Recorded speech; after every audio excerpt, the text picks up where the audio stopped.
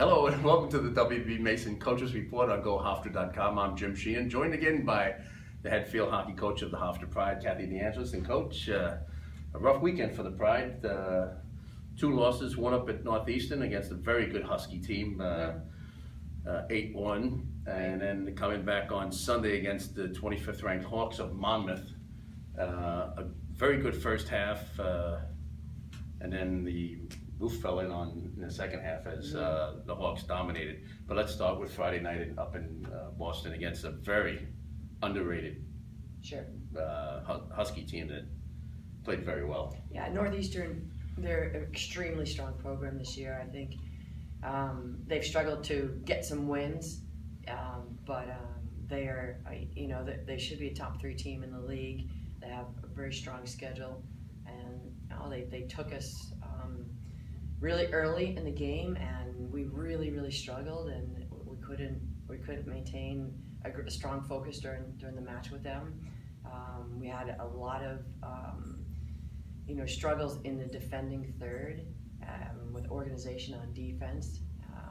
I think we made some changes in goalkeeping to try to change up our defense as much as we could. We made 2 changes twice with the goalkeeping, and I think it was a eye-opener for the group and for us to see the level that we need to play at in the CAA to be successful.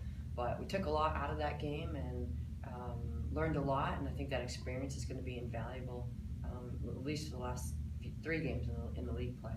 The Northeastern really cashed in on a lot of their penalty corners in the first half. They scored 5 in the first half.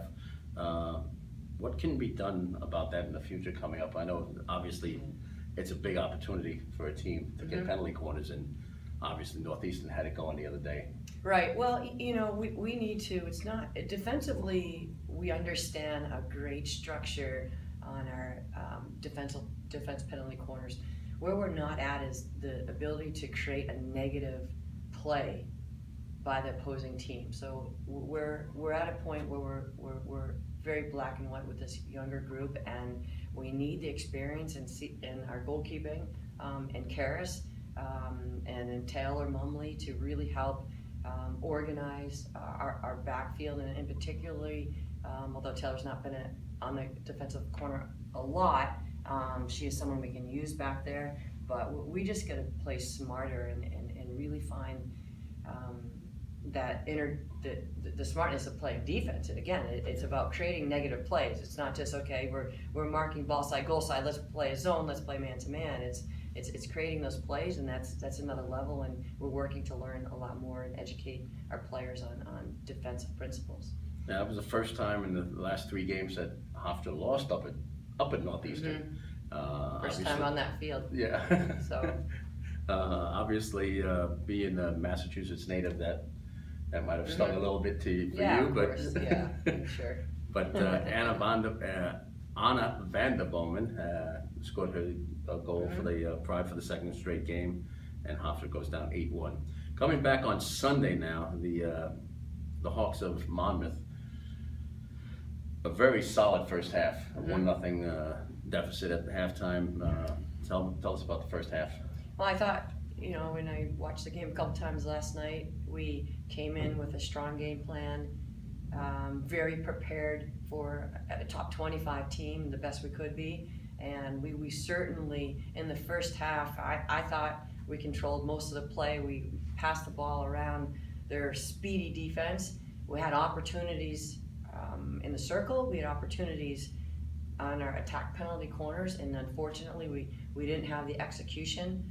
And at this level, those are critical plays, and we need people who are on our specialty teams to execute, and we didn't, which was unfortunate. So we didn't get on the board, but we had a great first half, and we know that, the team knows that. Second half was a different story. I think we started out very strong and very confident, moving the ball very well. Defensively, I thought we were very strong in our defensive structure, and then one goal comes in, and then we start to let down a little bit. And we all know it's a young team, but at this point, there's no excuses. I mean, we've been playing now for a couple of months, and we've got to do a better job to sustain that type of mentality for 70 minutes, and that's what we've been struggling with. And it's not something we can wake up tomorrow and have that preparation. It's a daily process. It's every single day we step onto the field. So we're going to continue keeping that focus and practice, and hopefully it can help push us when we hit the league in the next couple weeks.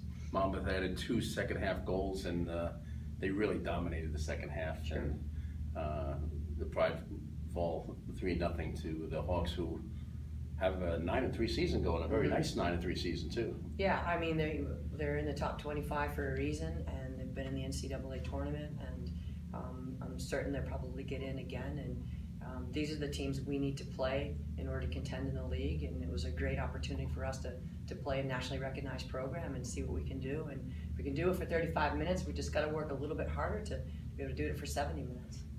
All right, and now the last regular season non-conference game coming up this coming Sunday, October 15th, against the Red Flash of St. Francis, who had a rough weekend in Philadelphia this weekend, losing to St. Joe's and LaSalle. But they're 7-6, and they've got some good wins on their slate. Yeah, they're a strong team. They're one of the few teams in Division I that still play on a field turf. So I think they always have a disadvantage practicing on that surface, and then have to change surfaces.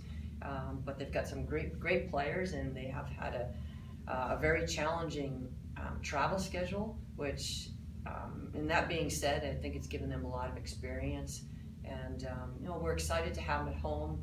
And this is our last non-conference game that we have in preparation before we go down to James Madison. So this is going to be a huge opportunity for the Pride, and to see what we can do in this game is ultimately something we want to try to do when we get down to James Madison.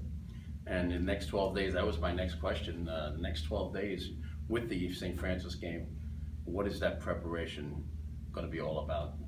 Well, it's our preparation is really just preparing each day and having a very strong practice, whatever that might be, having every player engaged and staying focused.